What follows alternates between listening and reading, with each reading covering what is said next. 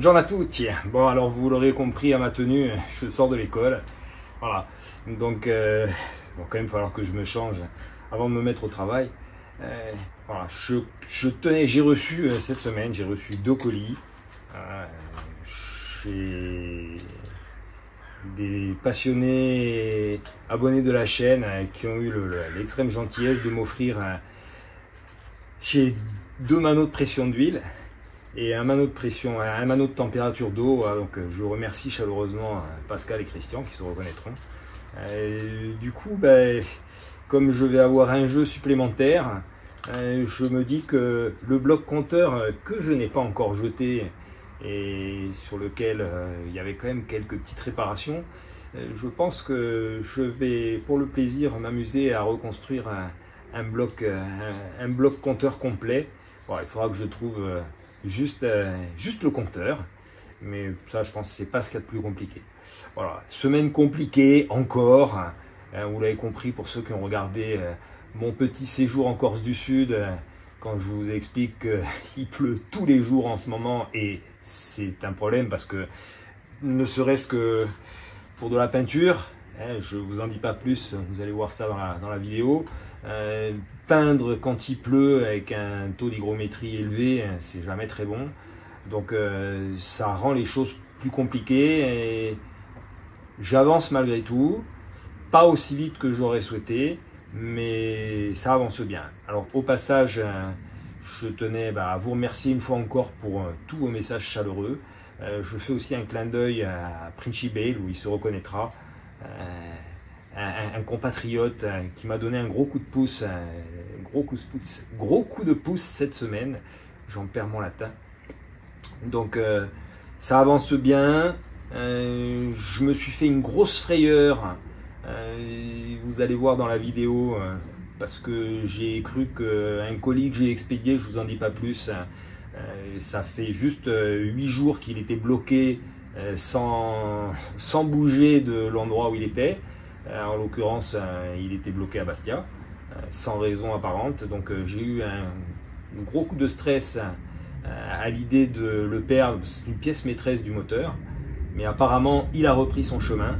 Donc j'espère que de ce côté-là, ça va avancer comme il faut. Voilà. Sinon, écoutez, je vous souhaite encore un bon visionnage. Comme à mon habitude, on se retrouvera, alors je vous le dis déjà, on se retrouvera vraisemblablement mercredi pour une autre petite balade avec là encore un petit entracte récréatif.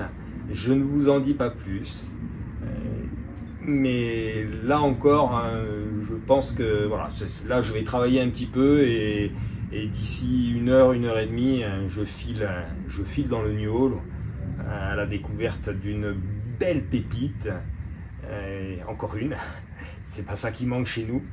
Voilà, donc on se retrouvera donc mercredi pour cette petite pause récréative et puis j'espère comme à mon habitude samedi en 8. Voilà, bon visionnage et à bientôt.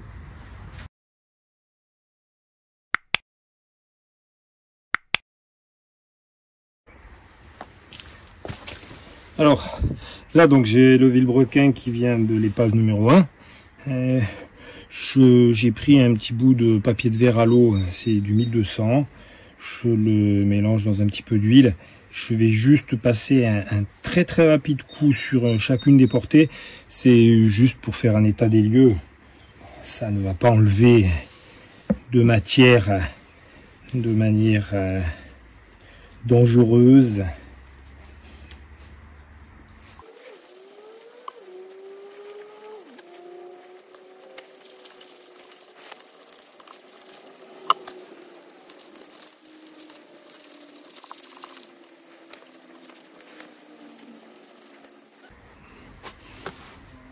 Je ne suis pas un spécialiste, mais de visu comme ça, et en passant le doigt, il n'y a pas la moindre déformation. Donc je pense et j'espère que on pourra rester en code standard. Voilà, donc je continue à mettre un petit coup de nettoyage sur chacune des portées. Et après, je prépare mon colis et je vais l'expédier chez le rectifieur. Alors c'était déjà miraculeux que ce moteur ne soit pas bloqué après 30 ans à l'air libre. Bon, là malheureusement j'ai nettoyé toutes les portées, elles sont toutes de visu. Bon, je n'ai pas de palmaire pour contrôler, mais de visu elles sont toutes propres, à l'exception malheureusement du palier central. Et je ne sais pas si on entend. Voilà. Là il y a une surépaisseur, donc le coussinet malheureusement a marqué la portée du vilebrequin. Donc je pense qu'il va falloir le réaliser. Bon, on passera en cote réparation. Ça c'est pas le plus embêtant. On trouve des coussinets en cote réparation. Après c'est toujours préférable d'être en cote standard, dans l'optique de devoir le refaire un jour. C'est sûr que c'est toujours mieux quand il n'est pas trop usé. Voilà. Donc je vais préparer le reste. Là je vais l'empacter, préparer le reste et expédier. Voilà, je suis dans mon débarras. J'ai un volomoteur. On va comparer avec l'autre. Il me semble que je dois en avoir un autre. J'ai essayé de le trouver. Bon, pas simple dans ce Capharnaüm.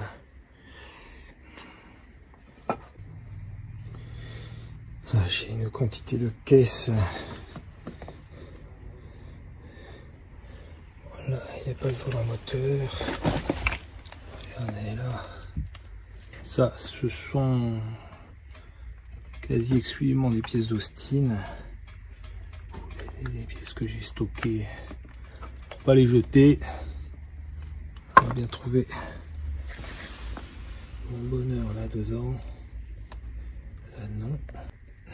Il y en a un autre là. Je vais essayer de le récupérer.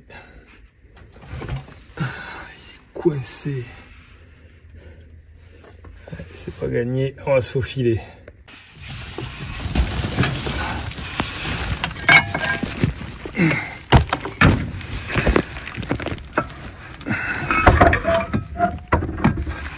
Ah, il y en a même deux.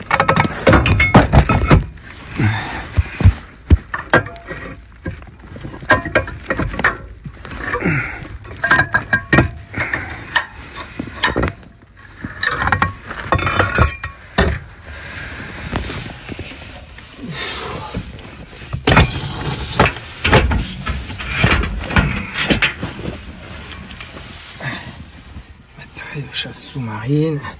Après on a le matériel de funboard. Là c'est collé sous ma débroussailleuse mes planches de funboard. Allez, alors ça c'est le volant moteur d'origine, donc du 1275 GT qui a brûlé. Je dois avouer que l'état de surface est pas terrible. Alors, je vais mettre un rapide coup de sablage pour enlever le gros de la corrosion. On va voir, on inspectera après pour voir si l'état de surface vaut le coup ou pas.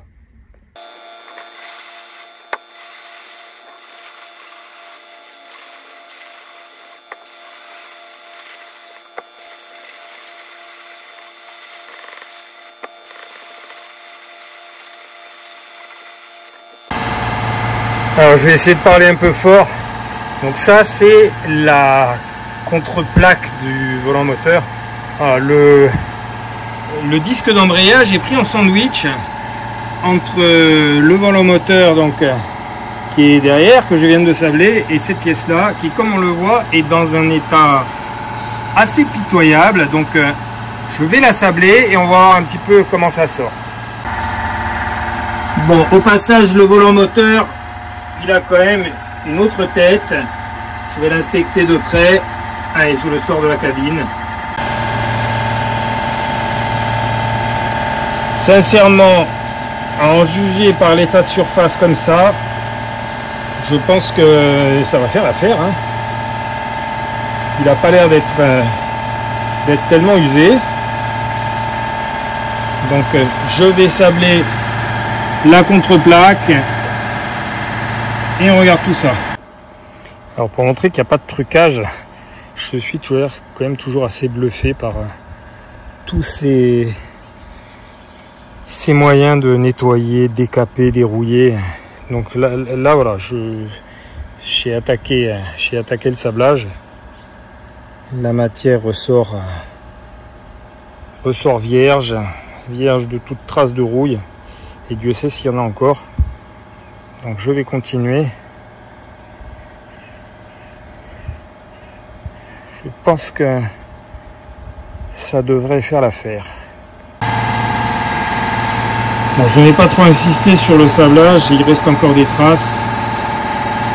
Après, l'état de surface n'est pas exceptionnel. Je vais voir si l'autre que j'ai dans le stock là est en meilleur état. Alors j'étais parti dans l'idée de conserver le volant moteur que j'ai récupéré sur le 1275 GT. Et comme j'en ai 4, ils sont tous plus ou moins dans le même état. Comme j'en ai 4, je me suis dit, bon, pour un moteur préparé, l'idéal c'est de partir sur le volant moteur le plus léger. Sachant que j'ai demandé au rectifieur si éventuellement il pouvait encore m'enlever un petit peu de poids avant d'équilibrer l'ensemble. Voilà, sachant qu'un volant moteur plus léger, ce qu'on perd en inertie, on le gagne en régime. Donc bon, je pars sur un véhicule qui perdra sans doute un petit peu de couple, mais par contre qui devrait monter logiquement plus rapidement dans les tours. Voilà, donc on va commencer bêtement par peser tous les volants moteurs que j'ai et on va voir s'ils sont tous au même poids ou pas. Alors 7 kg 640.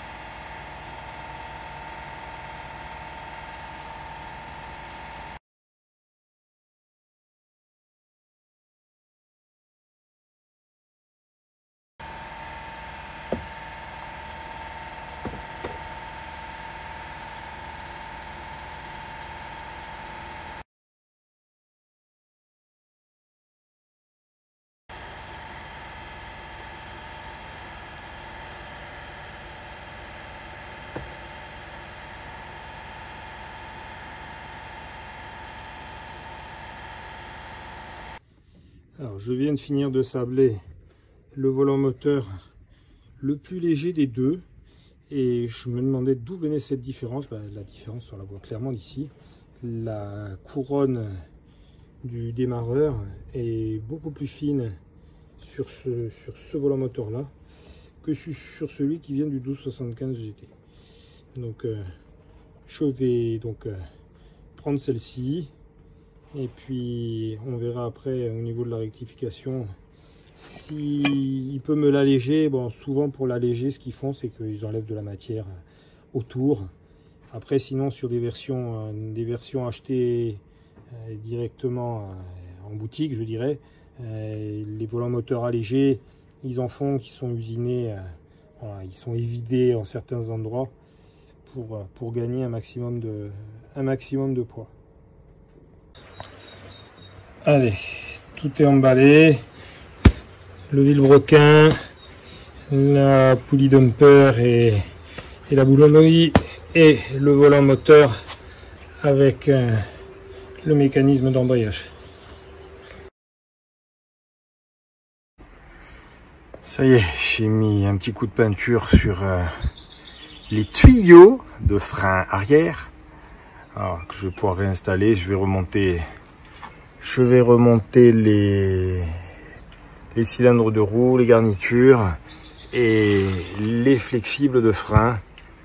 Alors, donc bon, c'est pas d'une grande utilité, mais comme j'ai décidé de mettre mes tuyaux de frein en jaune, eh ben, ceux-là aussi ils ont droit.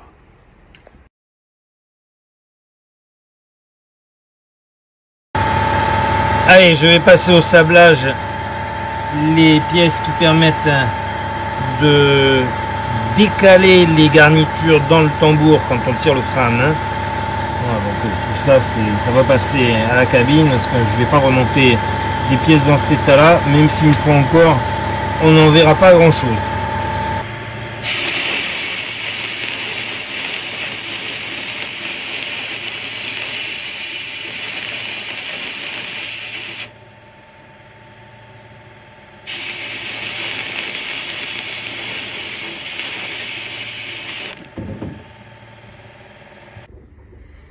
Alors, je vais m'attaquer maintenant au remontage du système de freinage arrière. Ça, c'est le demi-train côté passager que je n'ai pas encore remonté. Donc, pour faire la vidéo, ça va être plus simple de remonter sur celui-ci. Donc là, j'ai mes cylindres de roue tout neufs. Bien entendu, idem pour les garnitures arrière. Là, on est sur de la sécurité, donc on peut pas se permettre de faire de la récupération. Bon, là, mes petits caoutchoucs, ceux-là, j'ai choisi dans mon stock. J'en ai trouvé 2 qui étaient corrects. Les tuyaux de frein, donc, qui ont eu le droit à un petit coup de peinture. Donc, ça, ce sont côté gauche et côté droit. C'est ce qui va permettre, quand on tire le frein à main, d'écarter les garnitures. Et là, j'ai trouvé dans mon stock, bon, elles sont en parfait état, ce sont des durites aviation. Voilà, ce sont des durites de frein qu'on met en général sur les véhicules de compétition. Ça évite les déformations, ça évite qu'elles gonflent. Voilà, ça permet d'obtenir normalement un freinage optimum. Voilà, donc je vais attaquer de suite le remontage. Bien entendu, je fais les deux côtés, mais je vais vous montrer comment on les monte sur ce demi-train là. Alors, petite explication technique sur le déroulement sur le fonctionnement plutôt. Voilà. Je suis désolé, hein, mais c'est compliqué. Je suis malheureusement, comme tous les hommes, très monotache. C'est compliqué d'essayer de tout faire à la fois. Donc à la fois, là, je suis en train de filmer, je regarde en même temps si je suis bien à l'image. Je réfléchis en même temps à ce que je vais dire et parfois, effectivement, il m'arrive de confondre les circlips avec des goupilles fendues, les tuyaux avec des durites ou inversement. Bon, ne m'en voulez pas. J'assume, j'assume pleinement. Le seul problème, c'est que quand je m'en rends compte, il est souvent trop tard et je peux soit pas revenir sur les images que j'ai tournées, soit alors ça passe à l'as, je m'en rends même pas compte. Alors, petite parenthèse fermée. Alors, le principe, donc, cette vis-là vient s'insérer là-dedans et de chaque côté, je vais avoir ces deux pièces-là qui, comme vous voyez, sont biseautées. Alors, ici, je vais avoir, de part et d'autre, je vais avoir les garnitures de frein. Et en fait, cette vis-là, au fur et à mesure qu'on la visse, elle va déplacer. Donc là, ma pièce au départ, elle est comme ça. Au fur et à mesure que je vais visser, donc la pièce va descendre. Enfin, c'est plutôt celle-ci qui va monter. Et de ce fait, elle va écarter cette pièce-là. Et c'est ce qui va me permettre de régler les garnitures de frein pour le frein à main. Sachant que sur ces véhicules-là, il n'y a pas de rattrapage automatique. Les réglages doivent être faits régulièrement au fur et à mesure de l'usure des garnitures. Voilà, donc je vais commencer par remettre ça. Je vais en profiter pour lui mettre un petit peu de graisse, ça lui fera pas de mal. Et puis ensuite, je remonte les garnitures.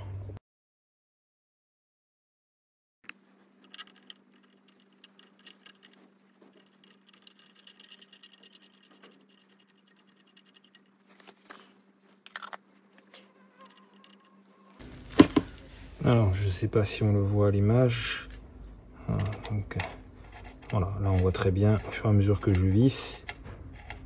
Ça s'écarte. Alors, pour pas bouger, pour pas que ça se desserre en cours de route, ils ont prévu une vis avec quatre pentes.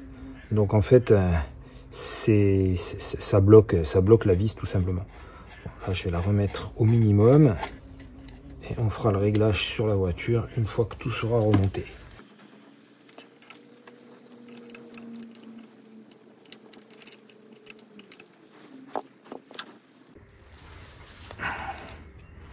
Alors, pour pouvoir mettre les cylindres de roue, il est préférable d'enlever la purge et de la remettre après.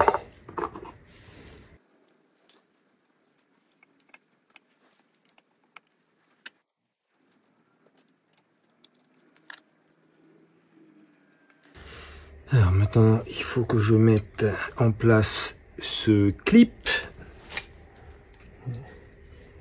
qui n'est pas une goupille. Alors, ces clips, en général, sont pas très compliqués à mettre. Je dis bien en général.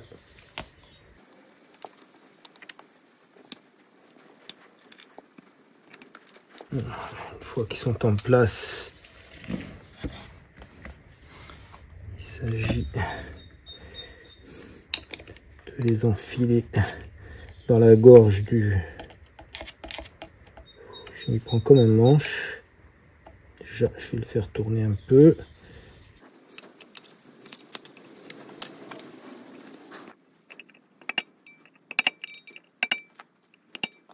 Voilà. Ça, c'est en place. Maintenant, on va s'occuper des garnitures. Alors, petit conseil. Si vous regardez bien, ces garnitures sont parfaitement identiques. Sauf que lors du montage, j'en parle parce que c'est quelque chose que j'ai régulièrement vu sur des véhicules qui avaient été remontés par des mécanos qui n'avaient pas la connaissance. On a tendance à vouloir les mettre dans ce sens-là, enfin, de manière symétrique. Or, il s'avère que sur les Mini, il faut les mettre une à l'envers de l'autre. Donc là, en l'occurrence, je ne veux pas faire de bêtises, que je réfléchisse comment est monté mon demi-train. Voilà. Logiquement, elles se mettent comme ça. Dans ce sens-là, je vais contrôler sur la revue technique. Ça fait un petit moment que je n'en ai pas monté. Surtout qu'en plus, là, je suis à l'envers. Et je confirme ça.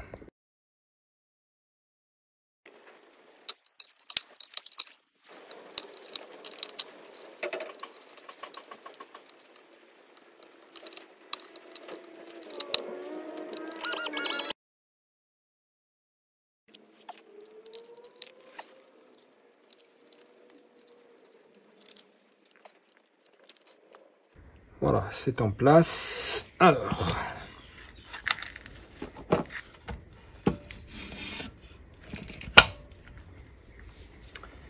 ici, il va me rester le flexible. C'est pas celui-là.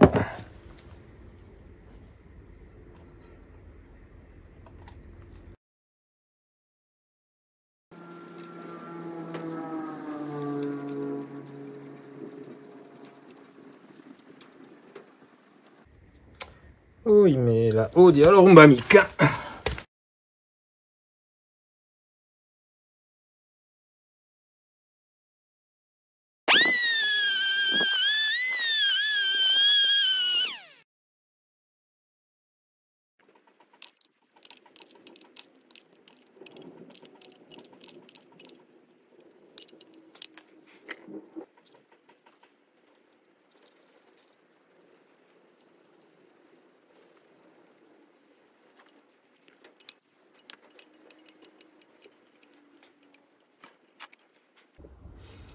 Alors j'en termine avec le demi-train.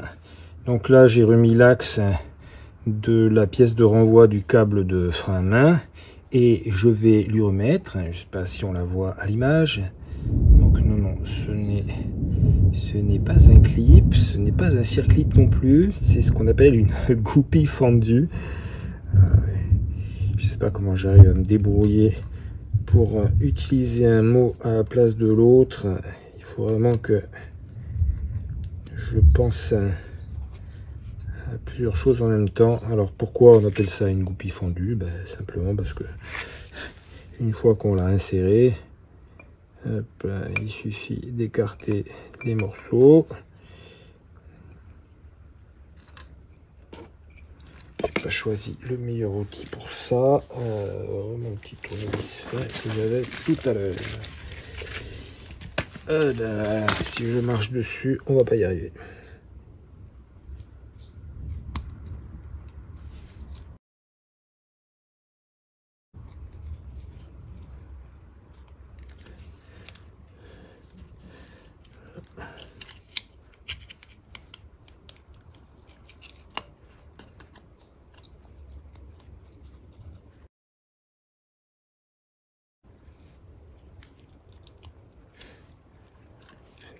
Aujourd'hui j'ai deux mains gauches.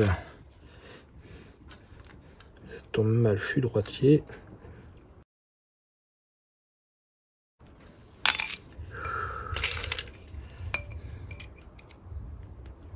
Ah. Je pense que l'orage est proche.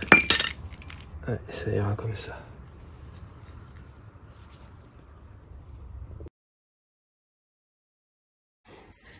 Impeccable, j'ai trouvé un second tambour décalé. Vous l'avez compris, lui aussi, il est stocké, enfin mal stocké depuis des années certainement. Donc je vais en profiter pour donner un coup de sablage sur les deux. Voilà, c'est parti pour un petit moment parce que je dirais que et mon compresseur et la qualité de mon sable ne sont performants ni l'un ni l'autre. Le sable parce qu'il commence à être vieux, et puis le compresseur parce qu'il est juste pas assez puissant.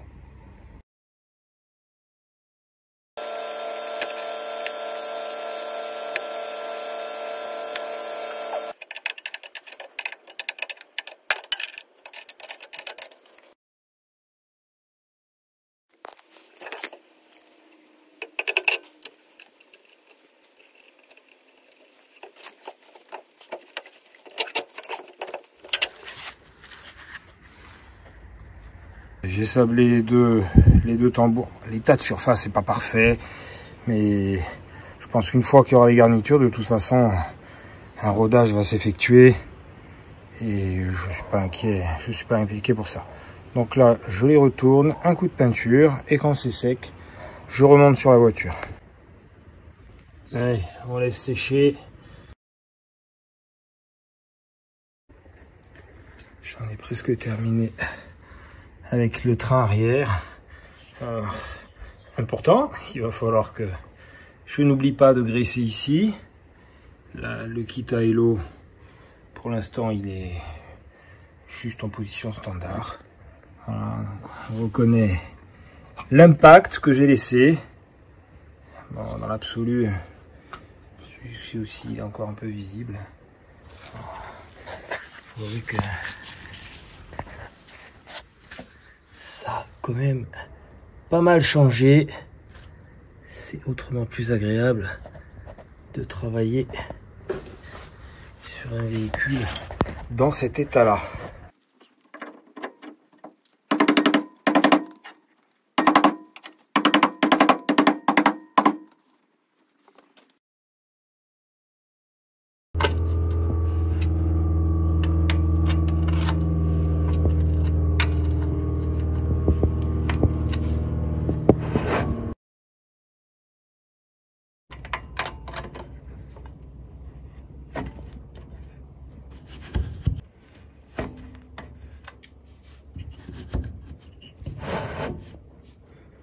Alors, là, ça force, donc je fais un quart de tour en arrière. Voilà, ça me libère le tambour. Donc là, au niveau du réglage, je suis bon.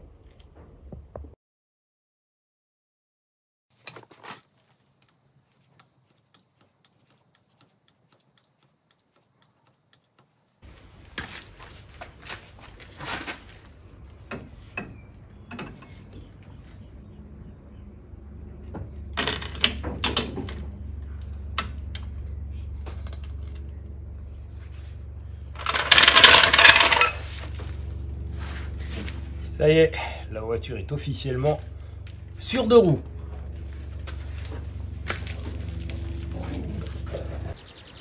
Ça y est, la voiture est officiellement sur ses deux roues arrière. Toute la partie berceau, train roulant, tout est fait. Donc là, je vais m'atteler au berceau avant. Celui-ci, ça fait quelques mois, pour pas dire quelques années, qu'il traîne dans un coin dehors. D'ailleurs, comme vous pouvez voir, à force que j'enlève un petit peu tout ce qui est dessus. Donc démontage complet. Il est assez propre, donc je pense qu'un dégraissage devrait faire ressortir la peinture d'origine. Il aura quand même droit à une peinture complète. Et puis dans la foulée, alors j'ai des modifications à apporter. Ça, je vous les explique une fois que j'ai tout démonté. Ça sera plus simple pour moi pour le déplacer, parce que ça pèse quand même son poids.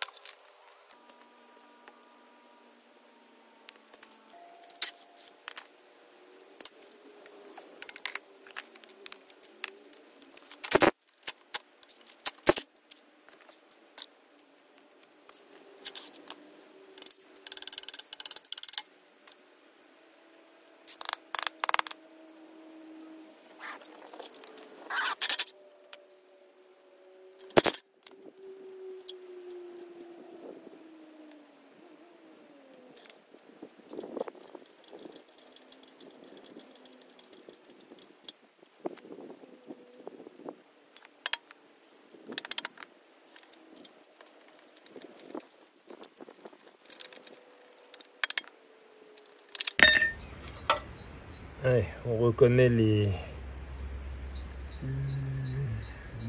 plaques que j'ai utilisées pour le carrossage des roues arrière.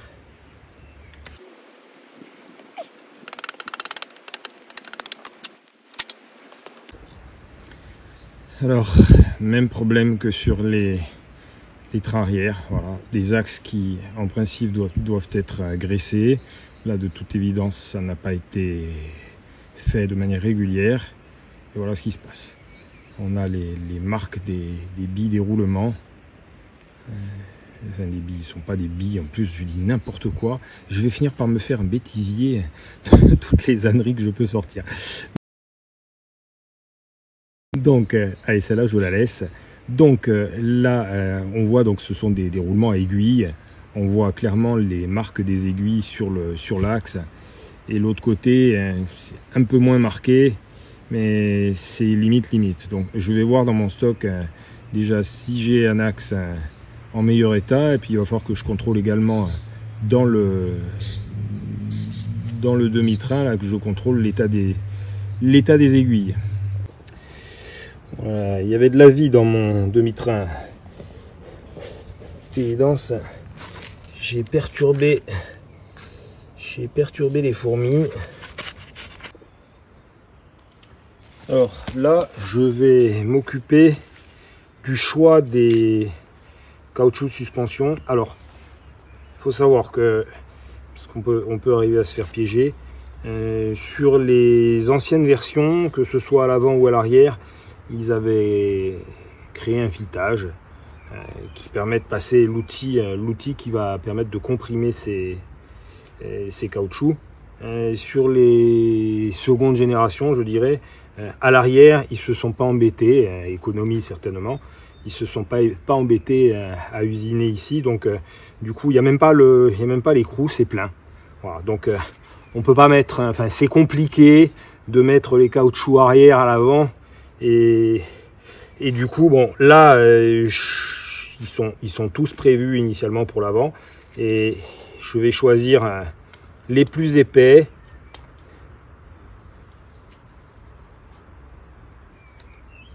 Ce qui va permettre de comprendre aussi quand je vous dis qu'il se tasse. Voilà.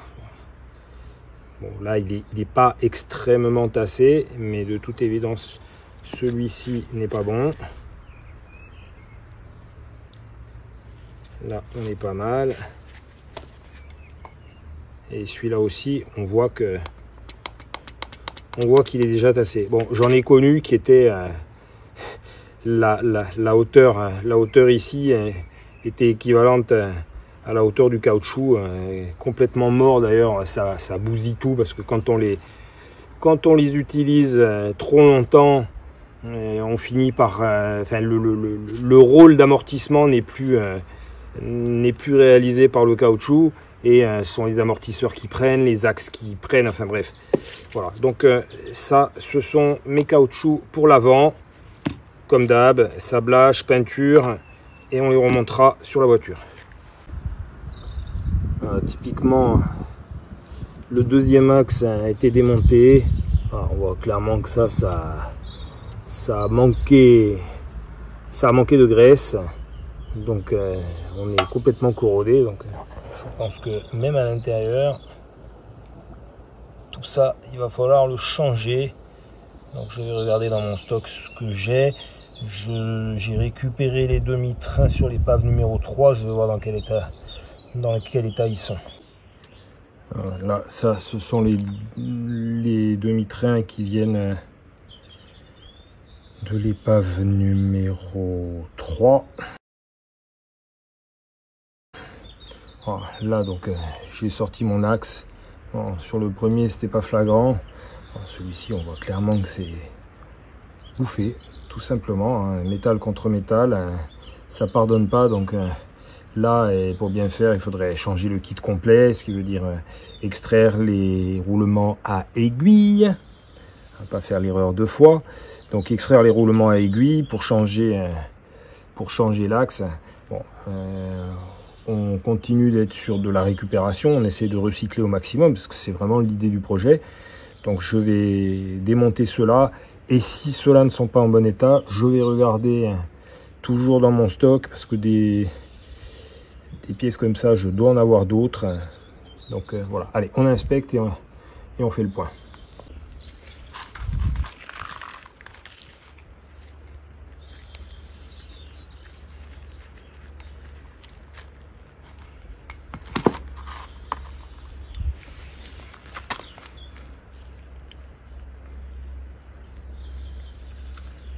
Celui-ci est pas trop mal. Par contre, que je ne fasse pas l'erreur, oui, c'est donc ça, c'est le côté conducteur. Donc je pense que celui-là devrait faire l'affaire. Bon, il n'est pas fabuleux, mais je vais nettoyer les cages et on va voir si c'est récupérable.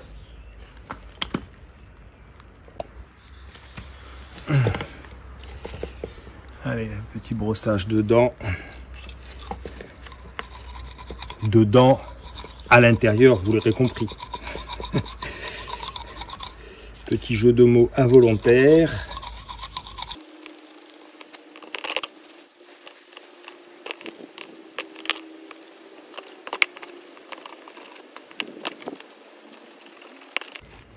Allez, il recommence à pleuvoir. Pour ne pas changer. Ah, on va pas manquer d'eau cet été, hein.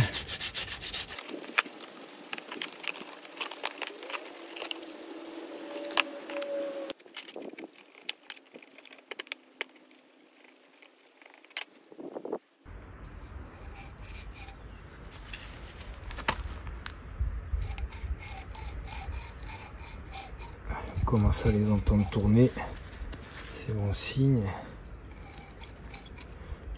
Ce côté-là est déjà en meilleur état.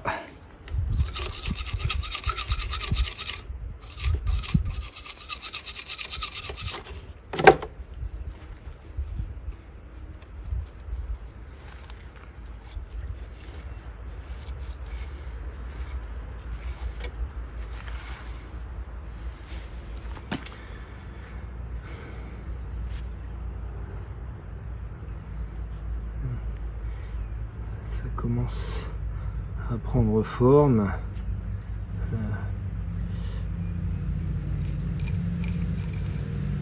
Là, les aiguilles tournent bien sur elles-mêmes. Donc, je vais encore enlever les résidus de vieille graisse. Et ce côté-là nécessite encore un peu plus de boulot, mais là aussi on entend les aiguilles qui tournent, donc c'est bon signe.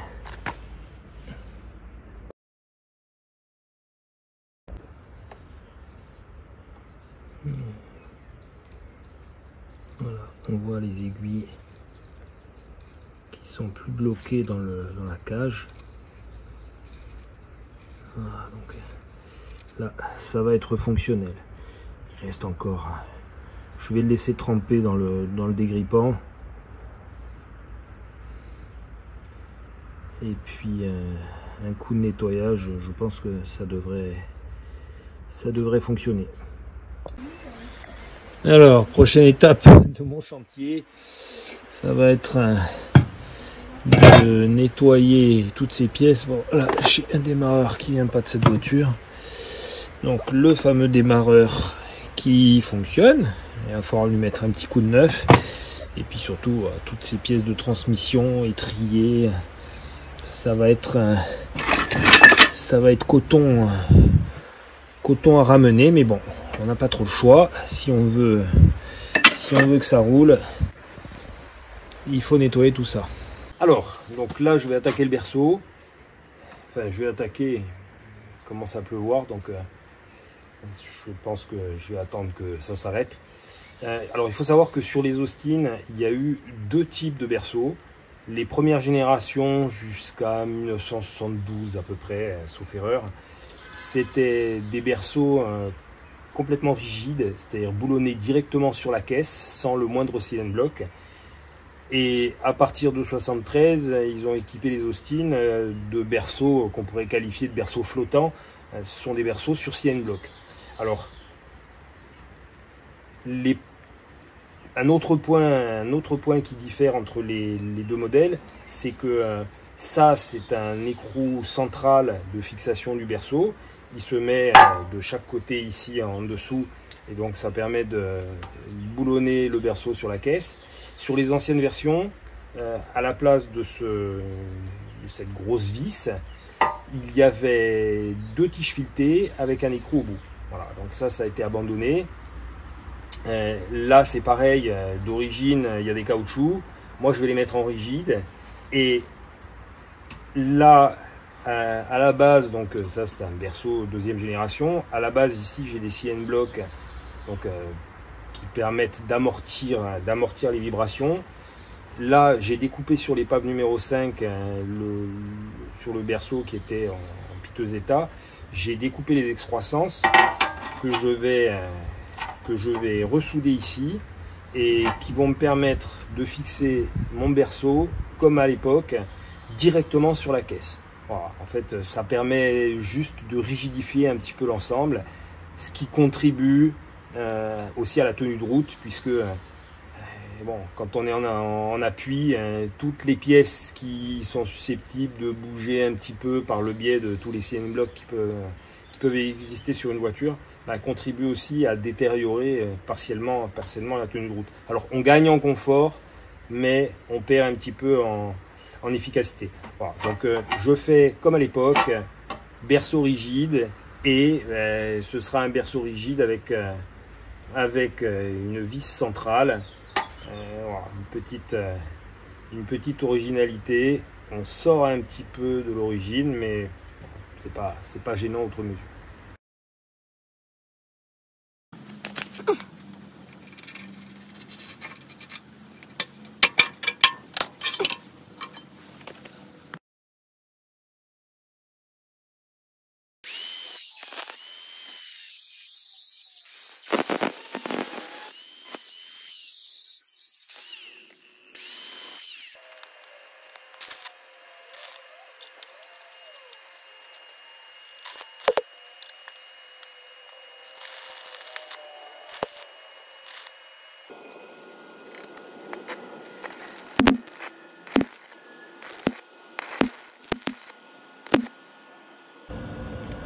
Alors là je suis toujours sur le berceau, et je suis en train de reprendre des soudures. Comme on peut voir, il y a des soudures qui se sont fissurées, donc avant de tout nettoyer, repeindre, je renforce. On voit clairement que ce support de tirant moteur, il est juste coupé, cassé. Donc là aussi, petit renfort de soudure.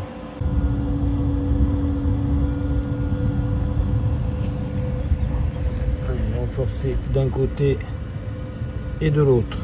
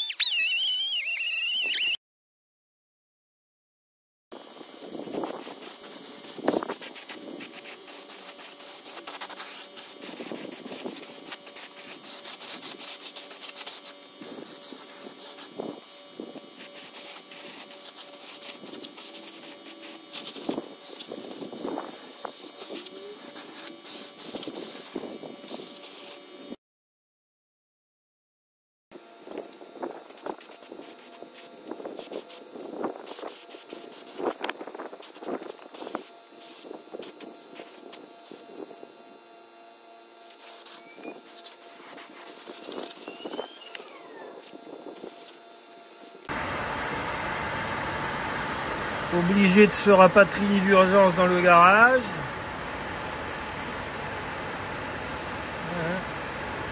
Il faut encore, il tombe des trombes d'eau. J'avais prévu de faire de l'électrolyse et comme il faut le faire dehors, ben là vu les conditions ça va juste pas être possible. J'ai un des moyeux de la Mini à refaire. Quand je vois l'état, c'est juste impensable. Donc là, je vais passer au sablage. Je vais sortir les vieilles cages de roulement.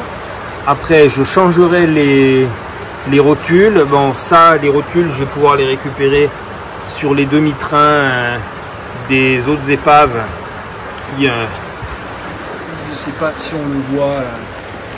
Voilà, les demi-trains ils sont sous la pluie.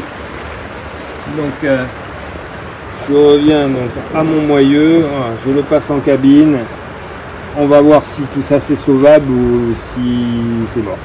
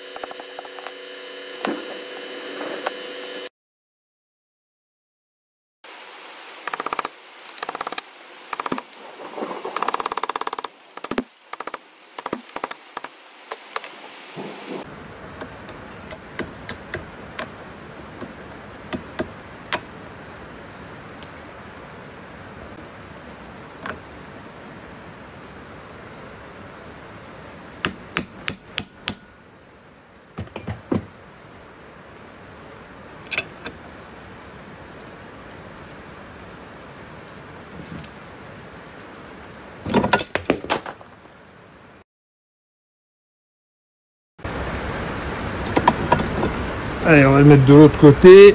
Ça, il m'échappera pas.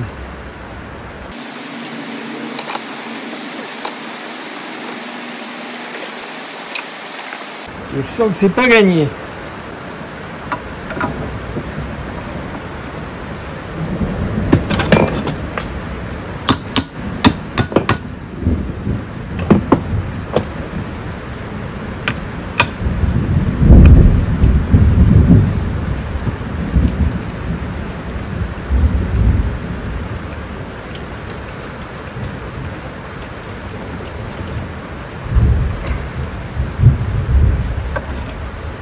Allez, ça veut pas venir. la solution, je vais chauffer donc avec un chalumeau.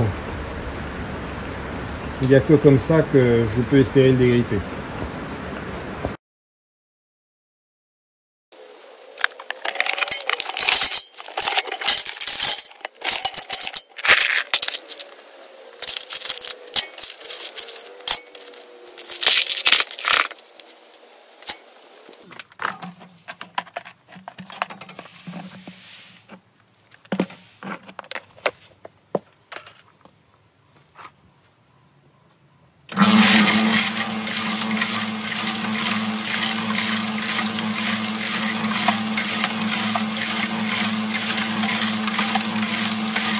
Alors ça fait une bonne heure que ça tourne.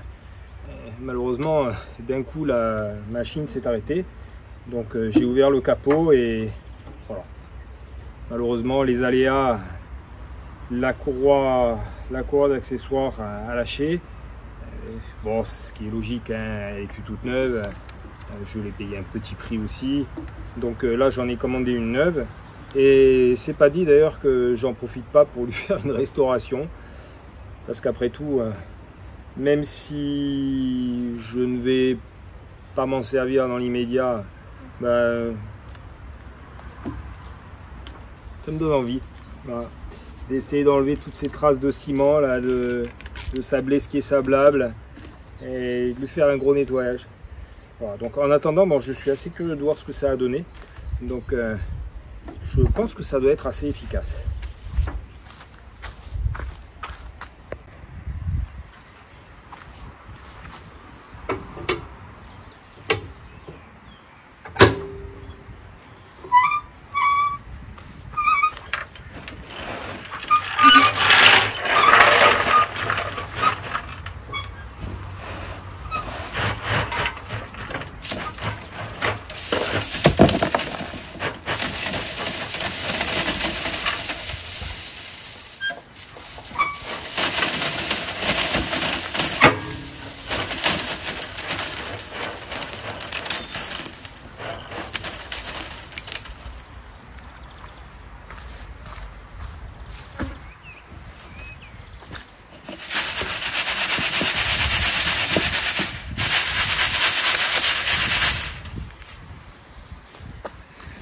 Bon, là je crois qu'il n'y a pas photo et ça n'a pas tourné très longtemps. Oh, c'est impressionnant quand même, hein. C'est impressionnant comme ça décape bien la boulonnerie, hein. Bon, ben, dès que j'aurai ma courroie neuve, je vais me faire un plaisir de pouvoir nettoyer tout ça. Mais bon, c'est déjà sacrément bluffant.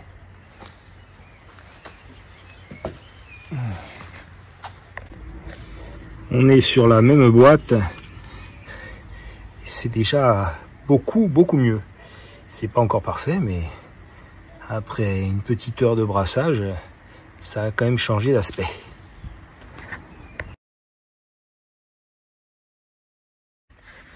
Alors là, ma rotule, elle est clairement bloquée. Donc je me suis acheté un petit chalumeau. Ça va me permettre de chauffer tout ça. Et logiquement, une fois que ça sera bien monté en température, ça devrait pouvoir se dévisser sans souci.